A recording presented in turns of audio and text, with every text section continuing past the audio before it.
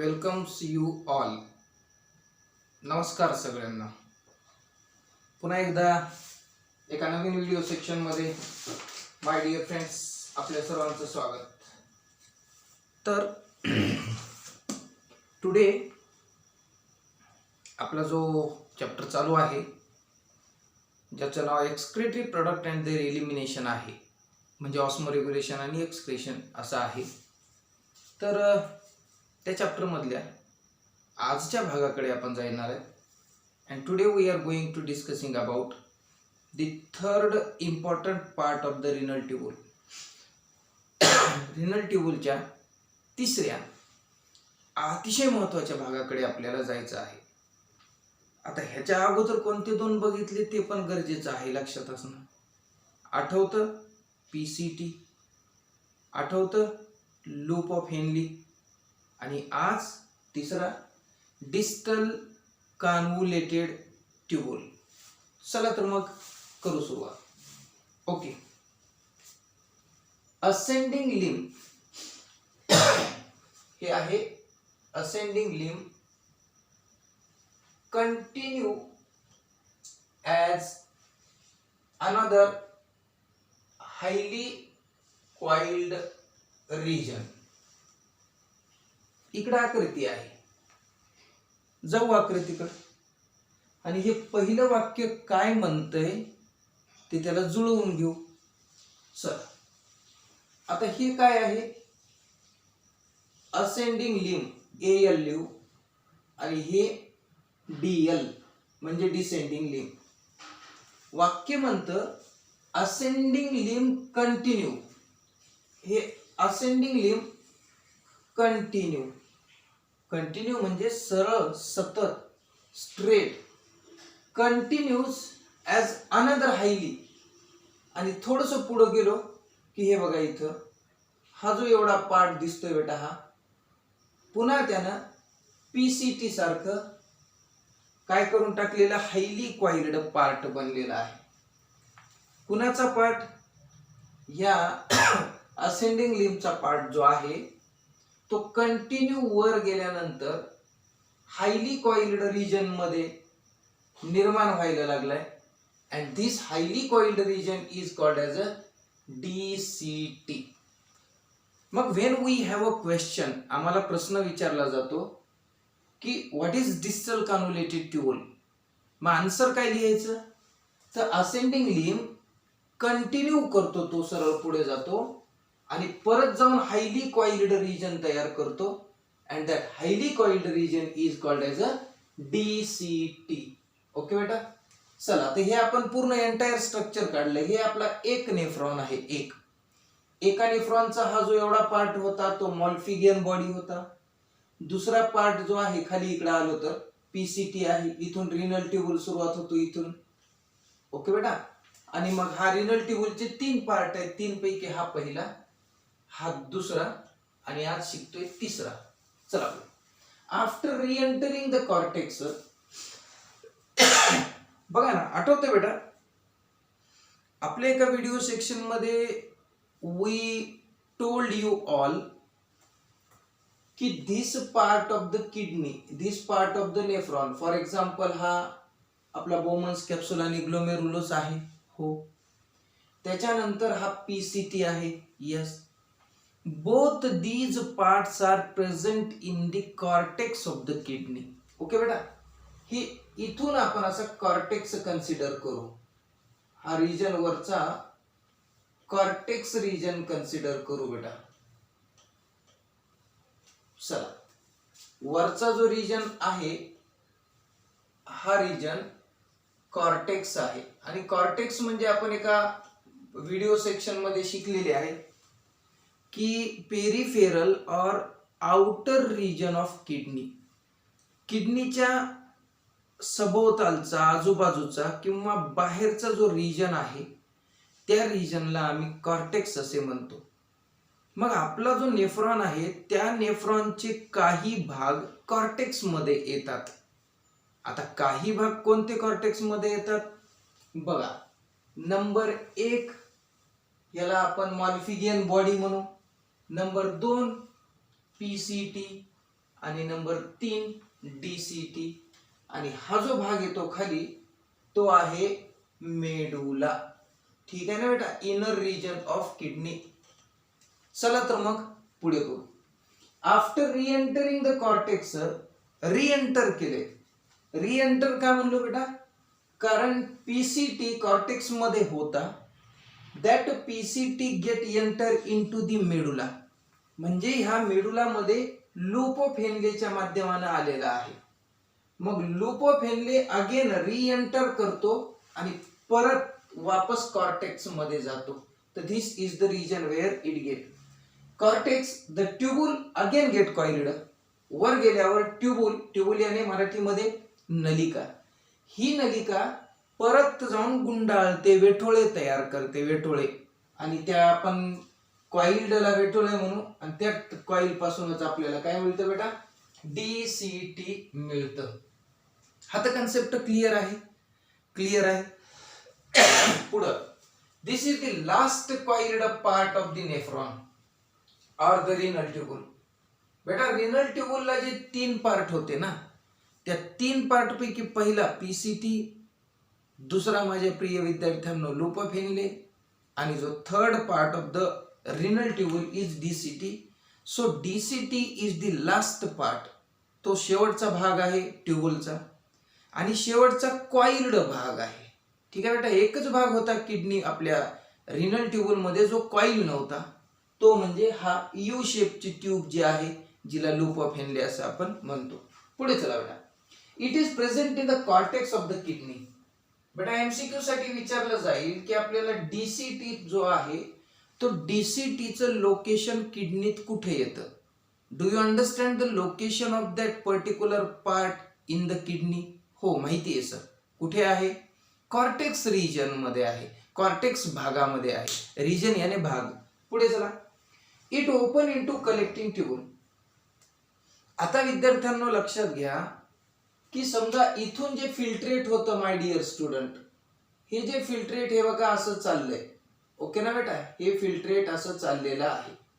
मग हे फिल्ट्रेट पहिल्यांदा पीसीटीत आलं बेटा इथून. पीसीटी नंतर मग ते माय डिअर फ्रेंड्स बेटा इकडं दिलेलं आहे. कुठं दिलं ते, लूप ऑफ हेनले मध्ये. आणि लूप ऑफ हेनले मधून पोरांनो आता ते फिल्ट्रेट चाललं आहे बेटा DCT मध्ये. बरोबर ना, मी मस्त फिरवून आणलं असं. आता हे फिल्ट्रेट चाललंय बेटा DCT मध्ये. आणि finally from the DCT the filtrate is open into, आणि मग शेवटी फिल्ट्रेट चाललंय या एका उभ्या ट्यूबुल्स मध्ये किंवा उभ्या एका वाहिनीमध्ये, डक्ट मध्ये, नलिकेमध्ये चाललंय. आणि तो जो उभा डक्ट आहे तो आहे बेटा कलेक्टिंग डक्ट, किंवा त्या कलेक्टिंग डक्टला अजून एक नाव असतं कलेक्टिंग ट्यूबुल असे सुद्धा म्हणू शकतो. यायला लक्षामध्ये. चला पुढे. आता इट ओपन्स, ओपन होतात म्हणजे काय करतात रे, अरे त्यांच्यामध्ये जे काही आहे DCT मध्ये जे आहे ते कशात टाकतात, कशात खुल्लं करतात. तर ते खुल्लं करतात कशामध्ये, कलेक्टिंग डक्ट मध्ये किंवा कलेक्टिंग ट्यूबुल मध्ये. पुढे चला. एमसीक्यूला हा पण प्रश्न विचारला जाऊ शकतो की ते कुठे टाकतात. Microvilli absent in the DCT. बेटा मायक्रोविलाय माहिती आहेत की, this is the particular type of the cell which is present only in PCT region. MCQ साठी अतिशय महत्वाचा प्रश्न की बेटा फक्त इथं PCT मध्येच आपल्याला ते मायक्रोविलाय ब्रश बॉर्डर असणाऱ्या सेल्स दिसतात. हे बघा बेटा, हे अशा पद्धतीच्या सेल्स होत्या त्या. ठीक आहे, याला ब्रश बॉर्डर विलाय असे म्हणतो. त्या सेल फक्त PCT मध्ये होत्या, DCT मध्ये आणि लूप ऑफ हेनले मध्ये नाहीत. चला बेटा, मायक्रोविलायचा मराठीमध्ये अर्थ होतो सूक्ष्म शोषंद्रिय. याला सूक्ष्म शोषंद्रिय असे म्हणतो.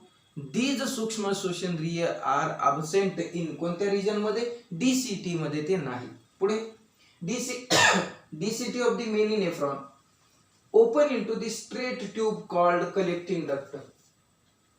आता collecting duct, this is the straight tube आहे, सरळ अशी एक उभी नलिका आहे. आणि खूप सारे जे नेफ्रॉन्स आहेत बेटा, किंवा खूप सारे डीसीटी आहेत.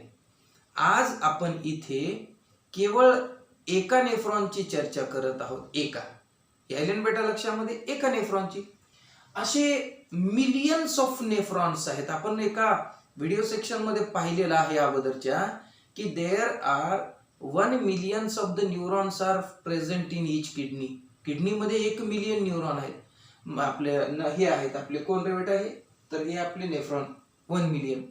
तर सगळे नेफ्रॉन असेच आहेत आणि सगळे नेफ्रॉन आणून त्यांच्यामध्ये जे काही फिल्ट्रेट आहे ते कशात टाकतात बेटा, कलेक्टिंग डक्ट मध्ये किंवा कलेक्टिंग ट्यूबल मध्ये टाकतात. पुढे चला, मग ते ओपन होतं ना, सगळ्यांनी आणायचं कुठे टाकायचं बेटा, या कलेक्टिंग डक्ट. कलेक्टिंगचा अर्थ काय होतो, जमा करायचे.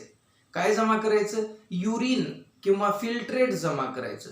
कोण आणून देतं त्यांना, तर त्यांना आणून देतात नेफ्रॉन. नेफ्रॉनचा कोणता पार्ट आणून देतो बेटा, नेफ्रॉनचा डीसीटी पार्ट आणून देतो. ओके, पुढे many collecting duct.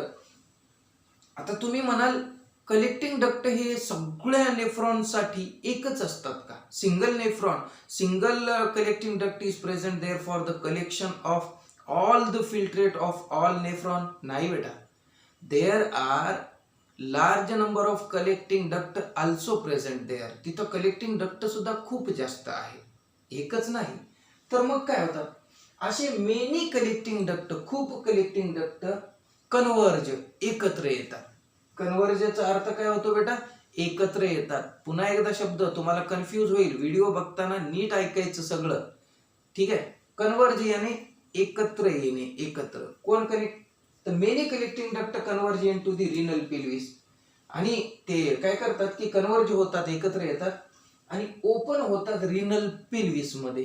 Renal pelvis मध्ये आपण बघितले फनेल शेप्ड नरसाळ किडनीचा इंटरनल स्ट्रक्चर बघताना आपण अभ्यास केलेला बेटा त्याचा, रिनल पेल्विस. ठीक आहे, renal pelvis through the medullary pyramid.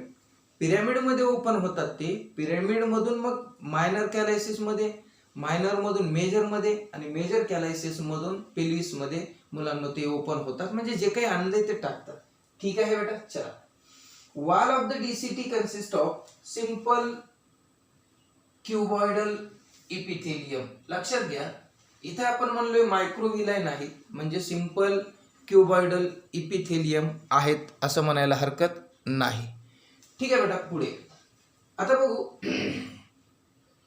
हा मुद्दा विशेष लक्षात आलाय ना आपल्या. असे खूप कलेक्टिंग डक्ट एकत्र येतात. आता त्यांच्या मध्ये काय आहे बेटा, त्यांनी काय जमा केलंय, दे कलेक्ट दी युरिन. युरिनला कलेक्ट केलंय त्यांनी, जमा केले युरिनला. आणि युरिनला जमा करून ते आता देणार आहेत किडनीकडे. म्हणजे किडनीतच आपण सध्या तर किडनीतच आहेत आपण. मग ते कुणाला देतात, तर मुलांनो आणि मुलींनो त्यांचं काम आहे की त्यांनी काय करायचं की रिनल पिरॅमिड मध्ये द्यायचं. रिनल पिरॅमिड मधून एक छोटीशी वाहिनी, मायनर कॅलायसिस माहिती आहे तुम्हाला, मायनर कॅलायसिस एकत्र येतात आणि मेजर कॅलायसिस होतात.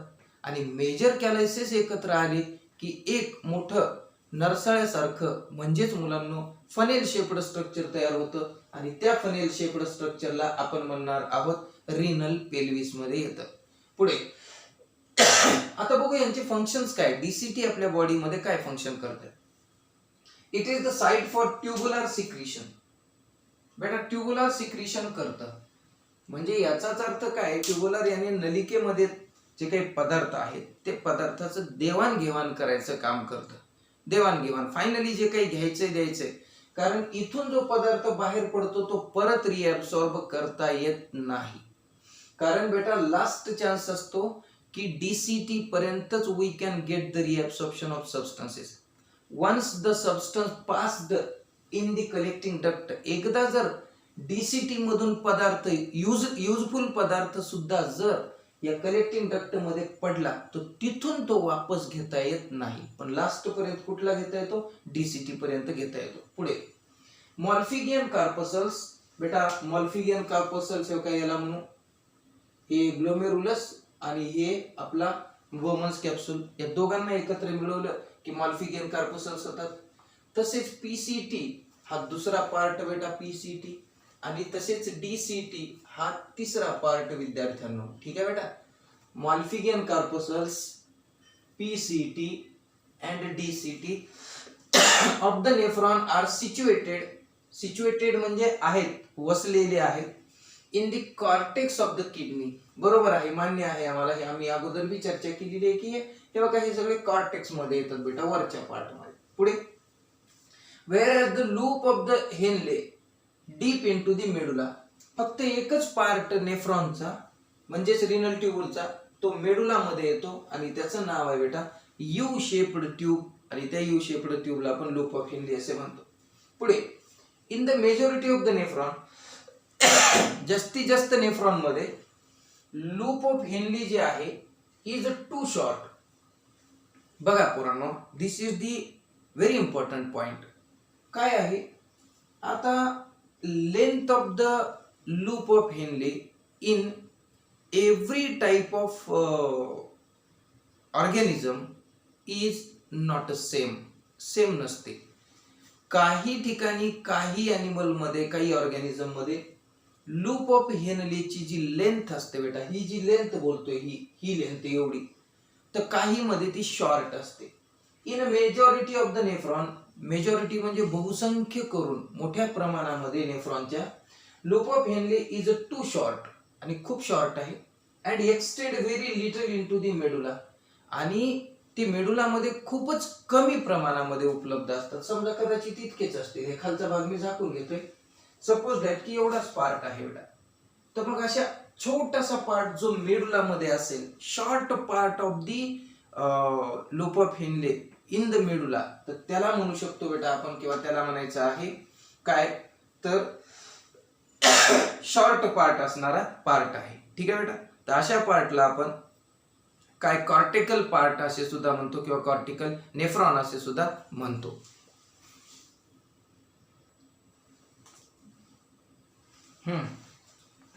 तर आपण म्हणलोय की मेजॉरिटी ऑफ नेफ्रॉन मध्ये लूप ऑफ हेनली हा टू शॉर्ट असतो.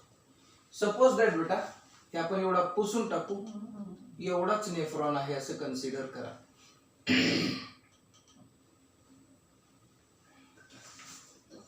हे का बेटा, एवढाच नेफ्रॉन असेल, इतकाच. ठीक आहे, एवढा.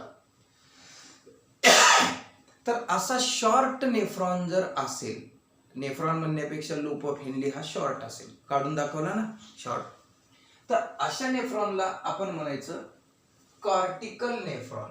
आता कॉर्टिकल नेफ्रॉन म्हणजे काय असं जर विचारलं गेलं तर आपण सांगायला पाहिजे, उत्तर आपला कन्सेप्ट क्लिअर असला पाहिजे की कॉर्टिकल नेफ्रॉन एखाद्या नेफ्रॉनला का म्हणतात. Why some nephron called as a cortical nephron, those nephron which have a short length of loop of Henley.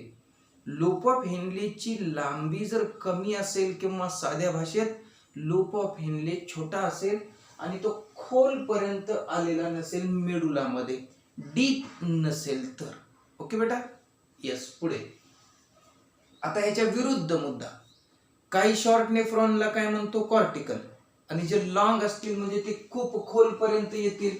परत विद्यार्थ्यांना ते असे खोल पर्यंत जर आले तर त्यांना आपण परत काय म्हणणार आहेत रे, नाव बदलणार बेटा त्यांचं, आणि त्यांचं नाव बदलून आता आपण ठेवणार, त्यांना म्हणणार की मेडुलरी नेफ्रॉन किंवा जुक्स्टा नेफ्रॉन असे सुद्धा म्हणतो. पुढे चला बघा, इन सम नेफ्रॉन, काही नेफ्रॉन मध्ये loop of Henle is very long.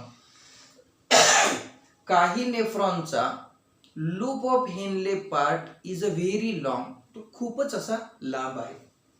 Run धावतो डीप इनटू दी मेडुला, आणि तो मेडुलाच्या डीप याने खोल पर्यंत आलेला आहे. तर अशा खोल पर्यंत आलेल्या लेंथच्या नेफ्रॉनच्या लूप ऑफ हेनलीला आपण म्हणायचं आहे बेटा जुक्स्टा मेडुलरी नेफ्रॉन. त्याला काय म्हणायचं, आता मेडुलरी नेफ्रॉन कळतो बेटा, वी कॅन अंडरस्टँड दॅट की medullary, because the part of the nephron which is called as a Henle's loop deep into the medulla region, then we call them, मग त्यांना आपण म्हणतो बेटा काय, तर त्यांना म्हणतो आपण की जुक्स्टा मेडुलरी नेफ्रॉन म्हणायचं आहे.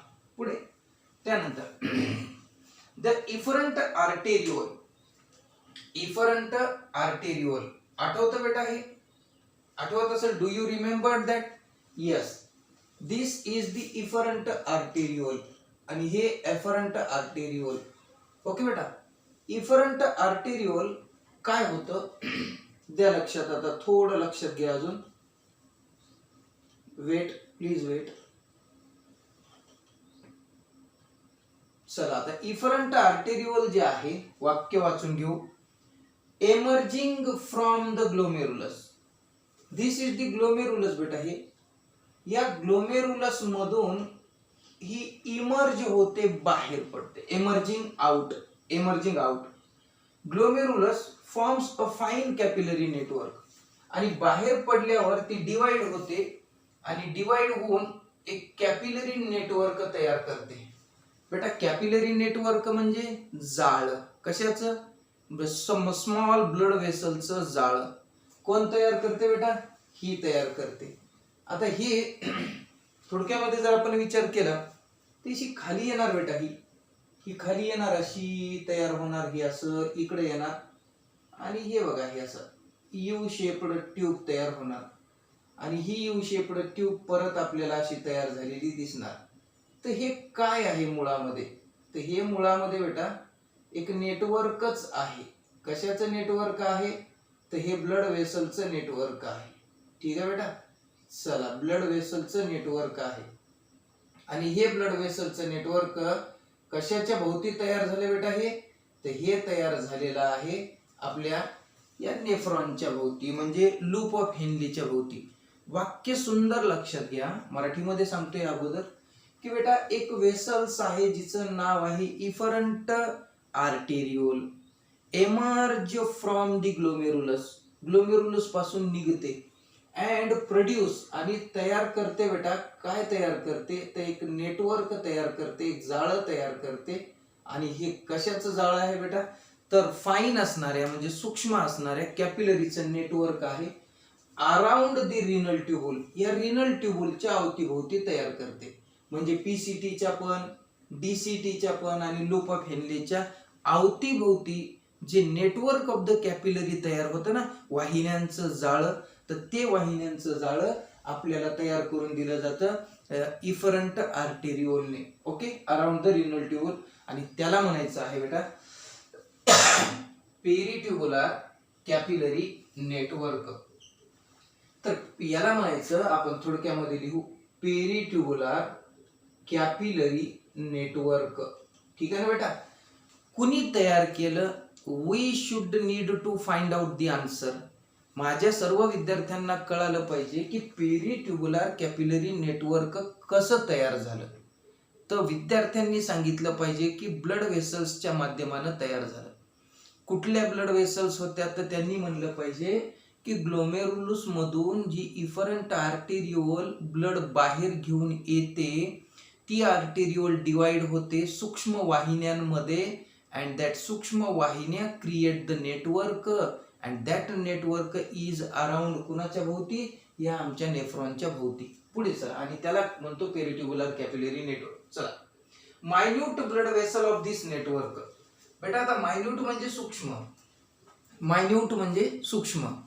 मायन्यूट वेसल्स छोट्या छोट्या वाहिन्या of this network run parallel to the Henle's loop. आता हे बघा इकडे बघा बेटा, ही हेनलेचा लूप जो आहे ना, या हेनलेच्या लूपच्या ते पॅरलल म्हणजे समांतर रन करत आहेत आणि ह्यांनी सुद्धा यू शेप तयार केलाय. जसं आम्ही हेनलेज लूपचं एक्सप्लेनेशन देत असताना आम्ही म्हणतो की पीसीटी पासून यू शेप्ड ट्यूब तयार झाली and that U shaped tube is loop of Henley. तर त्याच यू शेप ट्यूबच्या भोवती यू आकाराच्याच वाहिन्या तयार होतात किंवा यू आकाराचंच नेटवर्क तयार होतं. And minute blood vessel of this network run parallel to the Henle's loop forming U shaped vasa recta. आणि इथं सुद्धा यांनी काय तयार केलेलं आहे? व्यासा रेक्टा तयार केलेला आहे. म्हणजे हे जे नेटवर्क आहे बेटा, या नेटवर्कला आम्ही व्यासा रेक्टा असे म्हणतो किंवा म्हणायचं आहे. आलं लक्षामध्ये? हे व्यासा रेक्टा आहे. ठीक आहे, पुढे जाऊ आता पुढच्या मुद्द्याकडे. व्यासा रेक्टा इज अबसेंट और highly reduced in the cortical nephron. बेटा यू शेपच्या ट्यूबला यू शेपच्या नेटवर्कनं कव्हर केलेला आहे. So that type of the Vyasa रेक्टा is not present in the cortex of the kidney. बेटा आता इथं बघा, इथंच तुम्हाला काय दिसतं, मेडुलाच्या रिजन मध्ये एमसीक्यू ला प्रश्न विचारला जाईल की आता खूप प्रश्न विचारले जातात. तर for your kind information I would like to strongly requesting to everyone that you just try to understand the concept. You just have to focus on the concept. तुम्ही त्या संकल्पनेवर, कन्सेप्टवर क्लिअर करा. अकॉर्डिंग टू माय कन्सिडरेशन मला अजूनही तुम्हाला सल्ला द्यायचा आहे की भाषा कुठली वापरताय यू रिअली डझंट केअर. भाषा आपण ते इंग्रजी शिकायला खूप वेळ आहे तुम्हाला. You are just preparing for 2022. So for your it's my kind suggestion and advice to everyone की बहुत टाइम आहे हमारे पास. ठीक आहे ना, पण करून घ्यायचं की टाइम आहे म्हणून अगदी आळशीपणा नको. ठीक आहे, तर काय लिहिलं इथं, व्यासा रेक्टा इज अबसेंट. आता आपल्याला दिसतो का व्यासा रेक्टा? तुम्ही आकृती मध्ये बघा की व्यासा रेक्टा दिसतो कुठे. तर उत्तर द्यावं पोरांनी की vasa recta present only around the loop of Henle. It means that loop of Henle present in medulla region. मेडुलामध्ये लूप ऑफ रिजन आहे. म्हणजे मुलांना असं सांगायचं की व्यासा रेक्टा हा कशात अबसेंट आहे बेटा? कॉर्टेक्स मध्ये तुम्हाला तो अबसेंट दिसतो. म्हणजे त्यानं नेटवर्क नाही तयार केलं. जेवढं मजबूत नेटवर्क त्यानं लूप ऑफ हेनलेच्या भोवती तयार केलं, म्हणजे मेडुला रिजन मध्ये तयार केलं, तेवढं मजबूत इकडे तयार केलेलं नाही. म्हणून शक्यतोवर कॉर्टिकल रिजन मध्ये किंवा कॉर्टेक्स मध्ये बेटा, कॉर्टिकल रिजन आणि कॉर्टेक्स एकच आहे. तर इथं तुम्हाला काय दिसत नाही रे?